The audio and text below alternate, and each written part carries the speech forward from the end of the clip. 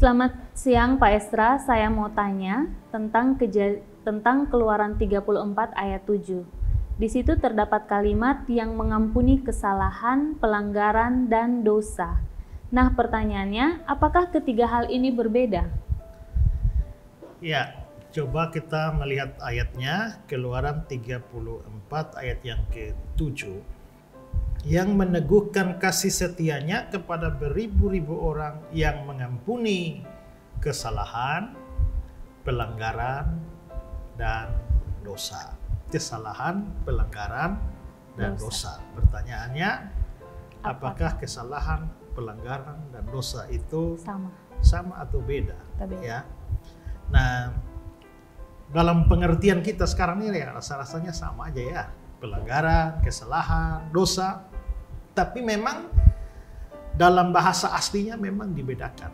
Ya, kalau kita melihat dosa dibicarakan dalam Perjanjian Lama maupun Perjanjian Baru itu dipergunakan banyak kata Ibrani dan juga kata Yunani untuk menggambarkan dosa. Itu berarti bahwa dosa itu merupakan sesuatu yang begitu kompleks sampai Alkitab membutuhkan banyak kata untuk menggambarkan tentang dosa itu.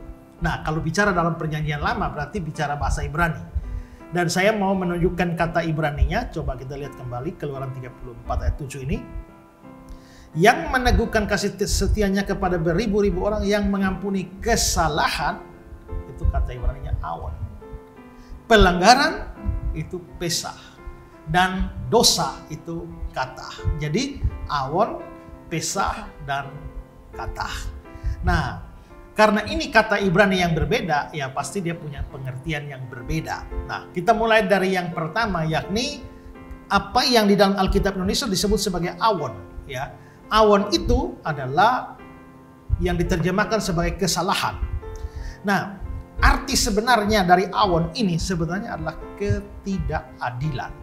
Ya, ketidakadilan kadang-kadang diartikan sebagai durhaka, durjana. Makanya contoh penggunaan kata awon itu adalah di Kejadian 15 ayat 16. Tetapi keturunan yang keempat akan kembali ke sini sebab sebelum itu kedurjanaan orang Amori itu belum genap. Diterjemahkan kedurjanaan. Nah, ini mestinya adalah ketidakadilan. Jadi dosa atau di sini dikatakan kesalahan itu yang dimaksudkan itu adalah tindakan-tindakan yang tidak adil. Ya, tindakan-tindakan yang tidak adil dari seorang manusia baik kepada Allah maupun juga kepada sesama manusia yang lain. Nah, itulah yang disebut sebagai awon atau kesalahan di dalam bahasa Ibrani ini. Lalu yang kedua, kata yang kedua itu adalah pesah yang dalam teks Indonesia itu diterjemahkan pelanggaran. Nah, apa artinya pesah? Kalau awon itu ketidakadilan, pesah itu adalah pelanggaran. Pemberontakan, ya, jadi pemberontakan. Kita mengambil contoh misalnya 1 Samuel 12 dan 19. Demikian mulanya orang Israel memberontak, itu pesah terhadap keluarga Daud. 2 Raja-Raja 3 ayat 5. Tetapi segera sesudah Ahab mati, memberontaklah Raja Moab, pesah. Jadi pesah itu memberontak. Maka tindakan-tindakan memberontak kepada Allah itu disebut sebagai pesah. Jadi berbeda ya. Yang pertama tadi ketidakadilan. Ini adalah pemberontakan. Dan kata yang ketiga yang diterjemahkan dalam Alkitab Indonesia sebagai dosa itu kata Ibraninya adalah catah ya.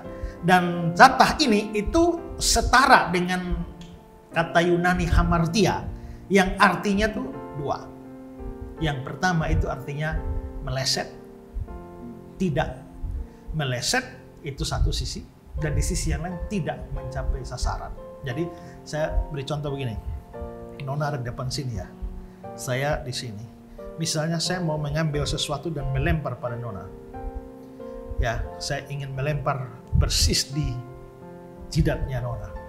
Pada waktu saya lempar, ternyata apa yang saya pakai untuk lempar tidak sampai Nona. Lurus memang. Tapi jatuhnya di sini. Itu namanya tidak capai sasaran. Tapi kalau saya lempar sebenarnya sampai tapi kenanya di sebelah, ya, atau itu namanya meleset. Jadi itu adalah catah atau hamartia bahasa Yunaninya. Jadi dosa itu adalah tidak capai sasaran. Maksudnya adalah manusia tidak mencapai sasaran yang Tuhan tetapkan. Ya, Tuhan maunya sampai situ, tapi kamu tidak sampai, kamu hanya sampai sini saja. Atau kamu sampai, tapi melenceng. Ya, itu arti dari catat itu. Ya. Nah, kalau kita melihat contoh ya Amsal 8 ayat 36 dalam terjemahan lama.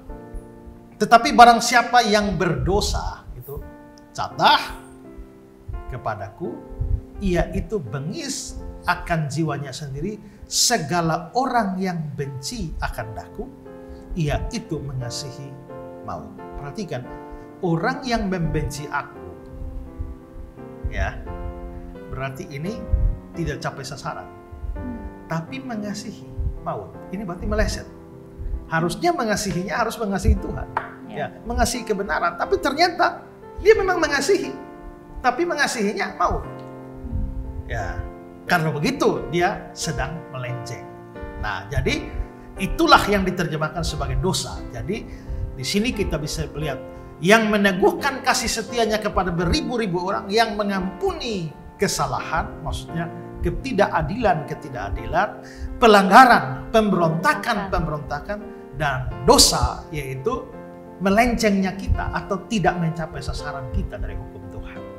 Ya, nah, jadi itu perbedaannya. Jadi sekali lagi ini menggambarkan bahwa memang dosa itu begitu kompleks sampai Alkitab membutuhkan lebih banyak kata untuk menggambarkan dosa daripada hal-hal yang lain.